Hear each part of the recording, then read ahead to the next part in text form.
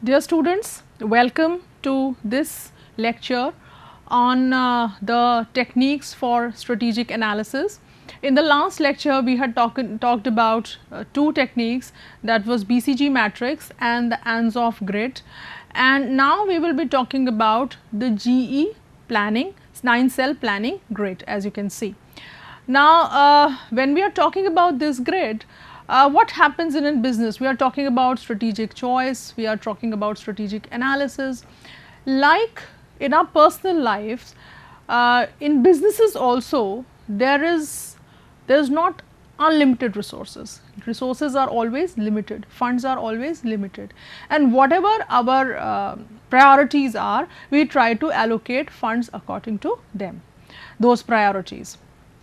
So, now suppose in the last class we were discussing this example of ITC, a conglomerate, which has it is into so many businesses, and there are other companies like Samsung. Samsung is into ACs, refrigerators, televisions, mobile phones, and washing machines. So, you know, when it comes to the distribution of funds for each business, it is very difficult for a strategic manager to understand to which business to allocate what amount of funds, to which business he should reduce the amount of fund, to which business he or she should increase the amount of funds. So, this is a tool, this is a technique which helps us as a manager to decide which funds, how much amount of funds to allocate into which business, and from where to withdraw, from where to reduce, from where to increase. So, let us discuss with that background.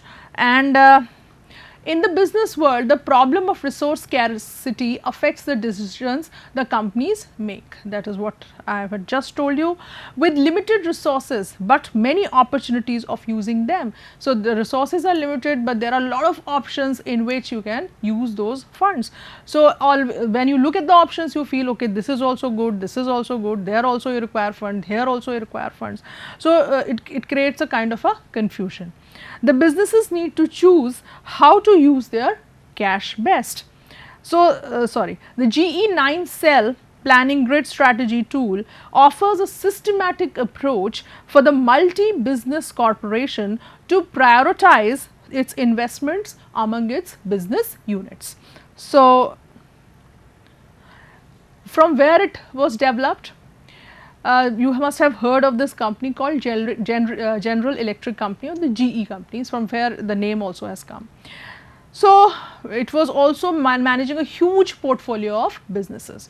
So, the portfolio was not only huge, but it was also complex, and it was unrelated products. When there are products which are related, then it becomes a little easier for you, but when they are unrelated, then it becomes all the more difficult.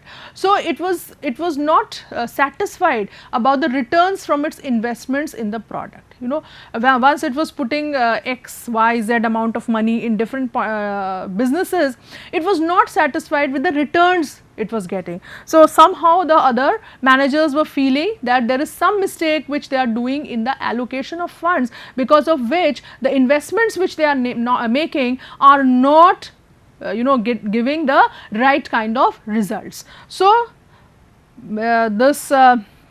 what was the procedure at that point of time? Companies usually relied on projections of future cash flows, future market growth, or some other future projections to make investment decisions, which was an unreliable method to allocate the resources. So, companies used to predict the future scenario. They used to think of if I invest X amount of money, what is the likelihood that I will get what amount of money in the future, and what will be the rate of growth of the market in the future, and also some other future projections regarding, they used to make, and on the basis of that they used to allocate resources. So, McKinsey was the consultant, a consulting company like BCG was contacted, they were their consultants. So, they were contacted by a General Electric company, and they were requested to develop some kind of technique or tool for them which would help them to distribute or to allocate resources in the most optimal manner or in the most rational manner. So, the 9-box matrix, we will just see the diagram also. You can see, as the name suggests, that means there are 9 boxes, unlike the BCG or the Ansoff matrix which we discussed, there were only 4 quadrants in that. So, it plots the business units, BU stands for business units, on its 9 cells that indicate whether the company should invest in a product, harvest, divest it. We will come to all these. So, the options are that you should put funds into a product or into your business, or you should take out your funds, you should sell off your shares, you should sell off your assets in that business, and you should move away from that business, use that money to put it some other value, I mean more at a place where which you can get better results out of it. So, there are these choices which the managers face when they are allocating funds. So, the business units are evaluated on 2 axes. So, there are the 2 dimensions on which this grid is built or this matrix is built. First is industry attractiveness, and the second is competitive strength of a unit. So, and how far the industry is attractive, how well it is growing, that is one criteria, and the second criteria is how strong your own business is to fight with competition in that particular market, in that particular industry, or in that particular sector. So, one is generalistic about the entire market or the industry, the other is very, very specific to your own business or to your own company.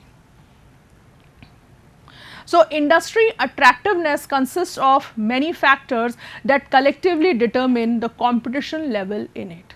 So, when the competition level is very, very high in an industry, what will happen? The industry will become less attractive in terms of the profits you can generate out of it, the revenues, because you will have to operate at very low margins, because you will be spending a lot of money to fight competition, right. So, there are certain factors which have been mentioned how we decide whether an industry is attractive or it is not that attractive. So, these factors are long run growth rate. What do we anticipate in the long run, in maybe 2 years, 3 years, 5 years of time? What will be the growth rate? Is it going to grow at the same rate, high rate? Is it the growth rate is going to go down? It is going to go up? It is going to stabilize? What is the future scenario be like? Then the industry size, how big or small the industry is. If the industry is small, then you cannot expect much out of it, right. Then industry profitability. Now, industry profitability, how do you find out how profitable the industry can be? You must have studied Porter's 5 forces analysis. Porter has in much detail, he has mentioned, Michael Porter, that he has mentioned the 5 factors which influence whether there will be a lot of competition or whether a particular industry will be attractive or not. And what are those 5 factors? If you remember, the first is the bargaining power of the suppliers, and the bargaining power of the buyers, then the competitive rivalry among the firms, then threat of substitutes and threat of new entrants. And in these factors also, 5 factors, he has mentioned sub factors or sub categories how you can decide that the bargaining power of buyer is higher or low, similarly for supplier, similarly for threat from substitutes, threat from the new entrants, and the competitive rivalry in the market. Then the next is the structure of the industry. Now, when you are talking about the industry structure, then there you have to conduct the industry, the structure conduct performance framework. You have to use that industry when you are trying to determine the industry structure, then you have to use the structure conduct performance framework. And what according to this framework, if we talk very briefly about it, then according to this framework, the environment determines the structure of the organization. When we are talking about the structure of the company, then we are talking about here in terms of demand and supply. The demand and supply forces and the bargaining power of suppliers and customers we are talking about. Now, once the environment has decided the structure will decide the conduct of this company. So, conduct will be when you are talking about conduct, then we are talking about the marketing, the operations, the cost of operations, and the integration, how the company is moving ahead. And the third thing is performance. This conduct will lead to a performance. Performance here will mean the amount of revenues, the amount of profit the company is able to generate, and the amount of value it is able to create for the customer. So, that is the industry structure. Then product life cycle changes. This is again very important, because if the product has reached a level of maturity, then unless something drastic is done about the product, a lot of R&D and new features is done, otherwise the product is going towards decline. So, the industry will not remain so attractive in the future. Then changes in demand. Obviously, if the customer's preferences, habits, tastes change, or some other factor interferes, then there can be change in demand also. Then the trend of prices.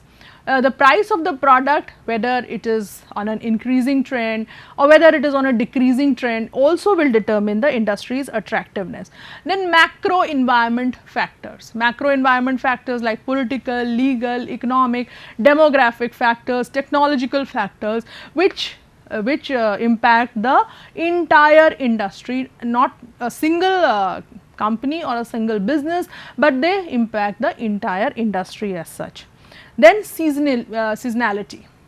If the industry is a seasonal industry, like for example the winter wears or the raincoat, these are all seasonal industries. So, there the attractiveness, it will not be that much which is there in the case of a industry which operates throughout the year. Availability of labor. Do you have skilled, semi-skilled labor available, and what cost? And then market segmentation, that on what basis the market has been segmented, and whether the segment is big or it is small, and whether it has been done in a proper way or not. Otherwise, if the segmentation has not been done, the targeting also will not be proper, the positioning will also go wrong. So, these factors will determine the attractiveness of the industry.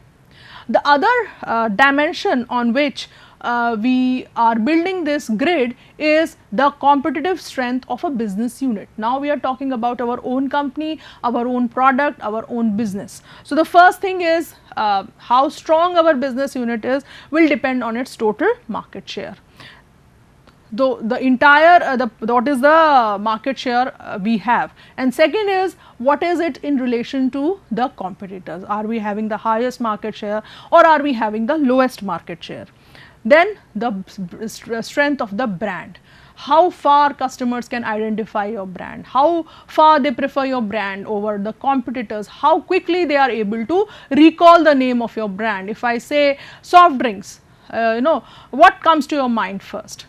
Coke, Pepsi, Sprite, what comes to your mind? If I say mineral water, what comes to your mind first? Is it Bisleri, is it Kinley, is it Aquafina, what does come to your mind? So, that is the strength of the brand. So, that will, if the brand strength is very high, if on mentioning a product, this particular brand comes to mind, your brand comes into the mind of the customer, that means the brand is very, very strong. So, your market position or your competitive position is very, very good. Then profitability of the company, how much you are investing, what are the returns you are getting, customer loyalty, that how far the customer is ready or he is not ready to give away with your brand, he wants to stick to your company, he wants to stick to your product. Then VRIO resources, this is acronym for V stands for valuable.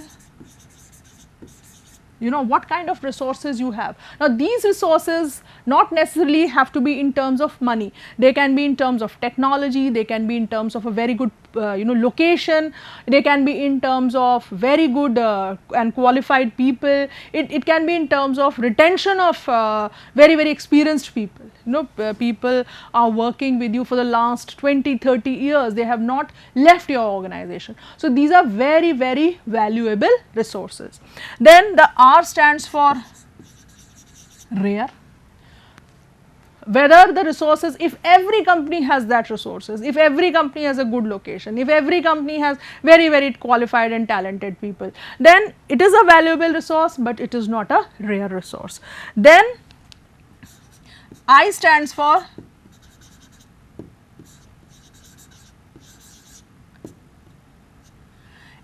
inimitable. That means whether the resource which you are having can be imitated or it can be copied by others or not. If it is a resource which can be copied very easily, then in that case again it is a good resource, but it will not give you that kind of a competitive advantage. And then the last O stands for organized for usage. Organized for usage.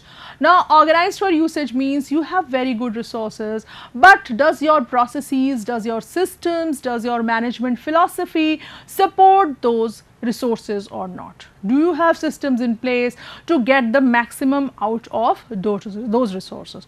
So, if the resources which I have as a company have these 4 qualities, then the company can have lot of competitive strength in the market. Then next is business units strength in meeting industry's critical success factors.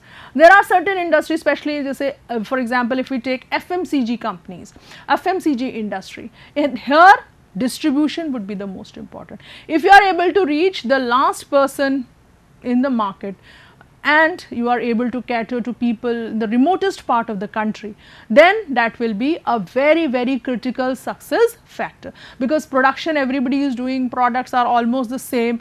If you can bring something out which is totally different from others and which is a critical success factor for the industry as such, like for example, if you are in a logistics industry, supply chain, then you know time schedules are very important.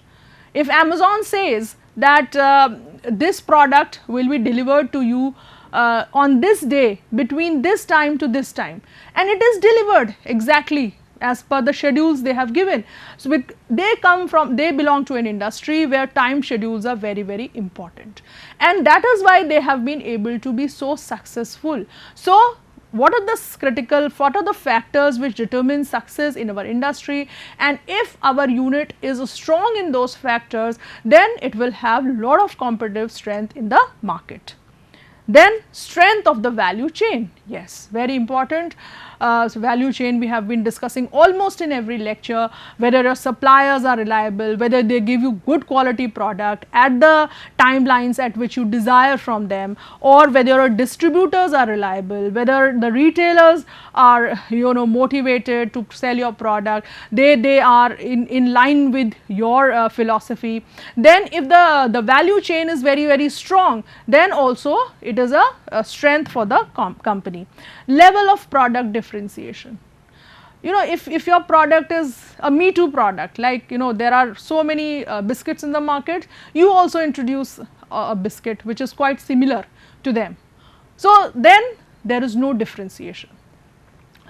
But if you introduce a product in the market which is different from the competitor, then you are able to create a differentiation, and hence you are able to create a competitive strength. For example, there are certain biscuits which say that there is no extra sugar added, they are made from the wheat bran or something of that sort. So, that is a product differentiation.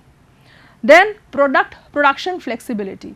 Can you adapt your production schedules according to the changes in the market demand? Right. So, when there is a peak demand, then you can increase the amount of production, and when the demand comes down, then you can reduce the production capacity.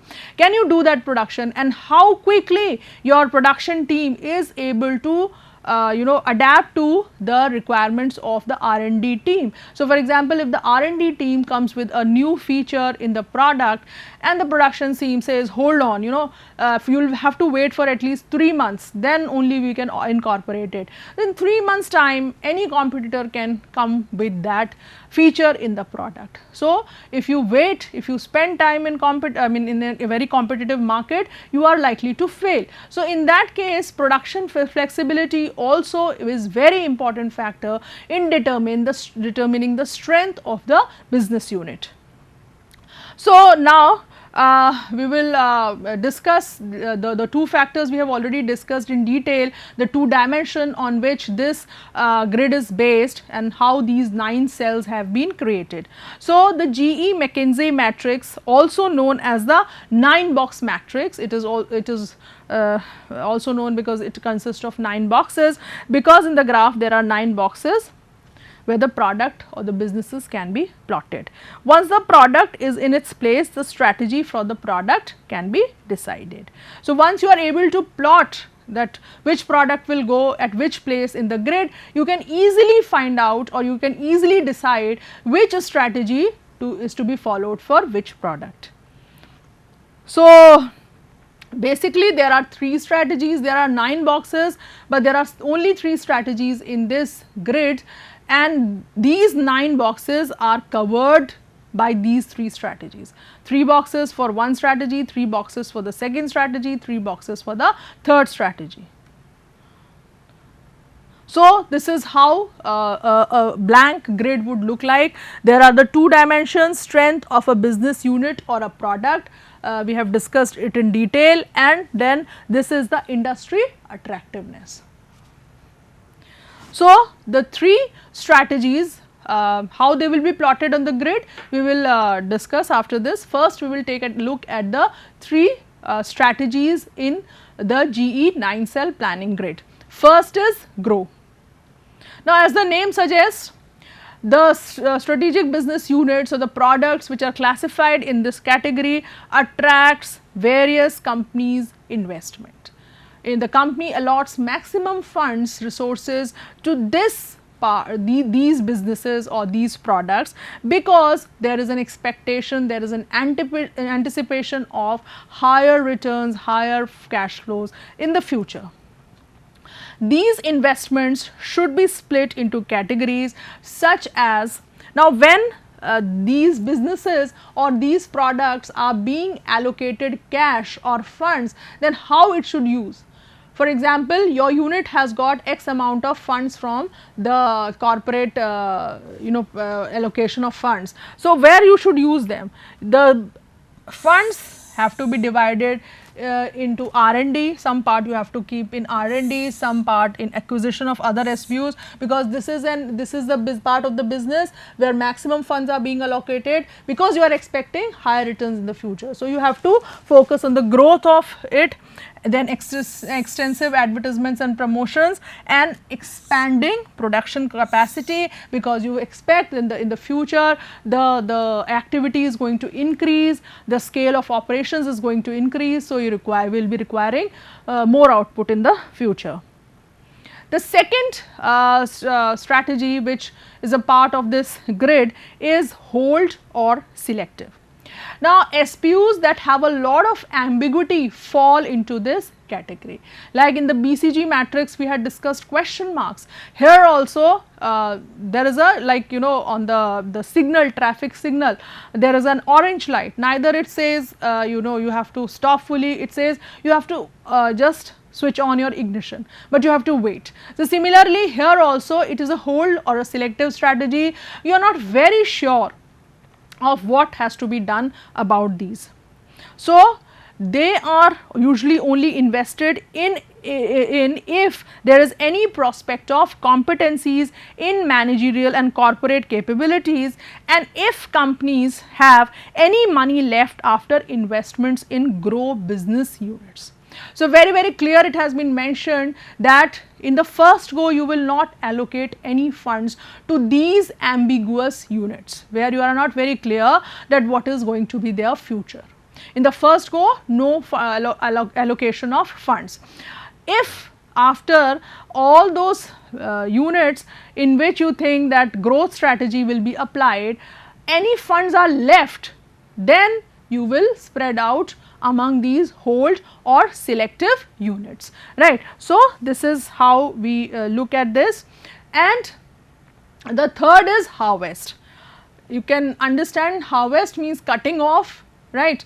So, all those units which are performing poorly in unattractive industries are classified into this category. Companies only invest in them if they generate enough cash equal to investment amount. Otherwise, they will not invest anything in these businesses. They may be liquidated, right. So, their assets may be sold off, all the claimants, all the debtors may be return their money, and the business has to be shut down.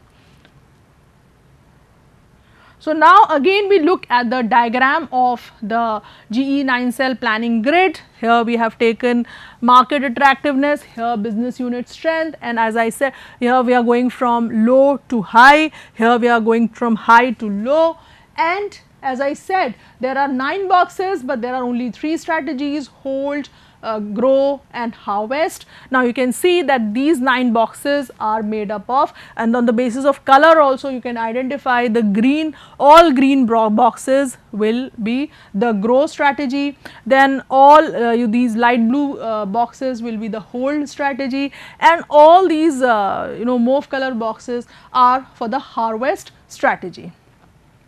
Now, if we want to understand, because everywhere there is a grow written, but their market attractiveness and business unit strength is changing in every box. So, you can have a look at specifically what strategies we need to do for each unit in each box.